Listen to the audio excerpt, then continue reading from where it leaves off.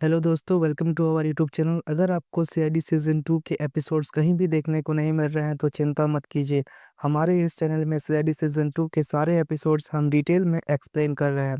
दोस्तों, ये हमारा बिल्कुल ही नया चैनल है, तो चैनल को सब्सक्राइब करके हमें सपोर्ट ज़रूर करें। अगर आपको वीडियो अच्छी लगे तो वीडियो को एक लाइक ज़रूर करना, और अगर आपको सीआईडी सीज़न 2 के सारे एपिसोड्स फ्री में देखने हैं तो हमें कमेंट में ज़रूर बताइए। तो चलिए वीडियो को स्टार्ट करते हैं।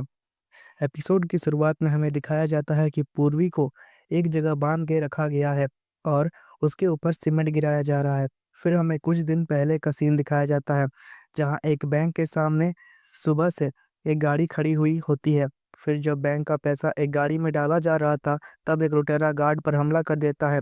फिर बैंक का मैनेजर राहुल उसे रोकने की कोशिश करता है, लेकिन लुटेरा उसे गोली मार देता है और पैसों को लेकर अपनी गाड़ी में भाग जाता है।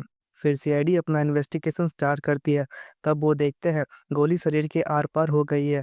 फिर अभिजीत पंकज को बोलता है, देखो गोली आसपास मिलती है क्या? फिर अभिजीत और पूर्वी बैंक के असिस्टेंट मैनेजर से पूछताछ करते हैं और वहाँ का सीसीटीवी फुटेज मांगते हैं। फिर वो लोग सीसीटीवी फुटेज चेक करते हैं। फिर पंकज और दया उस गाड़ी के टायर के निशानों को देखते हैं।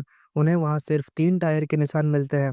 फिर असिस्टेंट मैनेजर अभिजीत को बताती है कि पूरे 80 लाख की चोरी हुई है। फिर अभिजीत उनसे नोटों का सीरियल नंबर मांगता है। इधर दया पंकज को बताता है कि ऐसे टायर के निशान तभी बनते हैं जब टायर एकदम नए हों, मतलब गाड़ी के 3 टायर एकदम नए लगवाए गए हैं।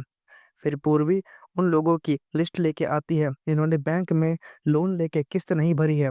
फिर सब लोग रोड पर लगे सीसीटीवी फुटेज चेक करते हैं, लेकिन उससे उन्हें कोई खास सबूत नहीं मिलता है। फिर पंकज आकर बताता है, सर उस टायर बनाने वाली कंपनी के बारे में पता चल गया है। फिर दया और पंकज उस टायर बनाने वाली कंपनी में जाते हैं और पूछताछ करते हैं। फिर उस दुकान का मालिक बताता है, हाँ सर, एक आदमी लेके गया था और उसकी डिटेल दे देता है। फिर वो बताता है ये टायर उसने किसी औरत को बेचा था। फिर अभिजीत और पूर्वी बैंक मैनेजर राहुल के घर पूछताछ करने जाते हैं। फिर उसके भैया वही बताते हैं, उसका किसी के साथ कोई दुश्मनी नहीं थी, वो तो हमेशा अकेला ही रहता था। फिर उसके भैया बताते हैं 3 हफ्ते पहले वो फ़ोन पर किसी से बात कर रहा था, उसका मूड बहुत खराब था। फिर दया और पंकज टायर खरीदने वाले महक के घर जाते हैं। फिर महक की माँ बताती है, सर महक को 1 महीने से पहले ही किडनैप कर लिया गया है। फिर उसके पापा बताते हैं, किडनैपर ने हमें धमकी दी थी, अगर हमने पुलिस को कुछ बताया तो वो महक और हमें भी मार देगा। फिर वो लोग बताते हैं कि महक की उसके मंगेतर सतीश के साथ झगड़ा हुआ था। उसके बाद वो बहुत अपसेट हो गई थी और लोनावला चली गई। तभी उसे उसका कुछ पता नहीं है। फिर दया और पंकज सतीश से मिलने जाते हैं। सतीश बताता है, महक छोटी-छोटी बातों पर नाराज़ हो जाती है। अगर मैं उस दिन उससे झगड़ा नहीं करता तो वो किडनैप नहीं होती। फिर अभिजीत और पूर्वी उन चोरी किए हुए नोटों को ट्रेस करते हुए एक कैफ़े में पहुँच जाते हैं। फिर अभिजीत उससे पूछता है, तुम्हें ये नोट कहाँ से मिले? तब वो बताता है, मैंने ये नोट सट्टे में जीते थे।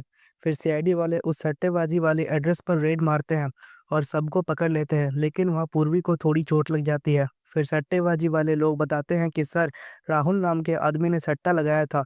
फिर सीआईडी वालों को पता चलता है कि ये तो बैंक मैनेजर राहुल है। फिर वो बताता है, वो नोट हमें एक लड़की दे के गई थी। फिर सीआईडी वाले राहुल के घर की तलाशी लेते हैं। वहाँ उन्हें पता चलता है राहुल ने ही प्लान करके रॉबरी की थी। फिर उसके भैया वो भी बताते हैं, राहुल ऐसा नहीं कर सकता, आप लोग मुजरिम को पकड़िए। फिर हमें ब्यूरो का सीन दिखाया जाता है, जहाँ एसीपी सर पूर्वी को बोलते हैं, तुम्हें चोट लगी है, तुम घर जाकर आराम करो। लेकिन पूर्वी बोलती है, सर मैं ठीक हूँ। फिर सब लोग वहाँ बात करते हैं कि जरूर ये राहुल सट्टे में पैसे हार गया था, जिस वजह से उसने बैंक में चोरी कराई है। फिर सब लोग महक की किडनैपिंग का वीडियो देखते हैं, तब उन्हें वीडियो के बैकग्राउंड में चील की आवाज़ सुनाई देती है। फिर उन्हें वीडियो में नीचे एक प्लास्टिक गिरा हुआ दिखाई देता है, उस पर टेस्टी स्नैक्स लिखा हुआ था। फिर एसीपी सर पंकज को बोलते हैं, इस दुकान का पता लगाओ। फिर पंकज को पता चलता है टेस्टी स्नैक्स की डिलीवरी बॉय ने एक खंडर टाइप जगह पर डिलीवरी की थी। फिर एसीपी सर सबको उस जगह को चेक करने भेज देते हैं। पूर्वी भी उनके साथ जाना चाहती थी, लेकिन एसीपी सर उसे बोलते हैं कि जब तक तुम ठीक नहीं हो जाती तुम ऑफिस में ही रहोगी। फिर पूर्वी महक की कार का पता लगाने की कोशिश करती है और फिर उसे कार के लोकेशन का पता चल जाता है और वो वहाँ अकेले चली जाती है। उस कार में उसे एक सिल्वर चेन मिलती है। फिर हमें दिखाया जाता है, दया, अभिजीत और पंकज उस खंडर वाली लोकेशन पर पहुँच जाते हैं। वहाँ पर उन्हें एक कटी हुई उँगली मिलती है। इधर पूर्वी सतीश के घर जाती है उस सिल्वर चेन का पता लगाने के लिए। तभी सतीश उस पर हमला कर देता है। फिर अवनी दया को कॉल करके बताती है कि पूर्वी मैम ब्यूरो में नहीं है और अपना फ़ोन भी नहीं उठा रही है। तब दया बोलता है उसके फ़ोन को ट्रेस करो। फिर हमें पूर्वी को दिखाया जाता है जिसे सतीश ने बांध कर रखा था। वो किसी तरह से अपनी रस्सी को काट देती है। फिर दया और पंकज पूर्वी के फोन को ट्रेस करते हुए एक ट्रक का पीछा कर रहे होते हैं। फिर उन्हें पता चलता है हमें भटकाने के लिए ये एक चाल है। इधर पूर्वी किसी तरह से सतीश को ही बांध देती है। फिर पूर्वी उसके घर की तलाशी लेती है और उसे वहाँ महक की लाश मिलती है। फिर किसी ने पूर्वी के सर पे वार करके उसे सीमेंट के टब में बांध दिया था। फिर हमें पहले का सीन दिखाया जाता है। तभी सब लोग सतीश के घर पहुंच जाते हैं और पूर्वी को ढूंढने लगते हैं। फिर पंकज को पूर्वी की गन मिलती है। फिर हमें पता चलता है कि राहुल की भाभी भी इस सब में शामिल है।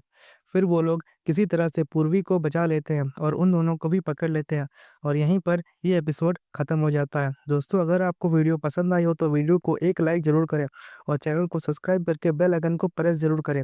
मिलते हैं एक नए एपिसोड के साथ, तब तक के लिए जय हिंद।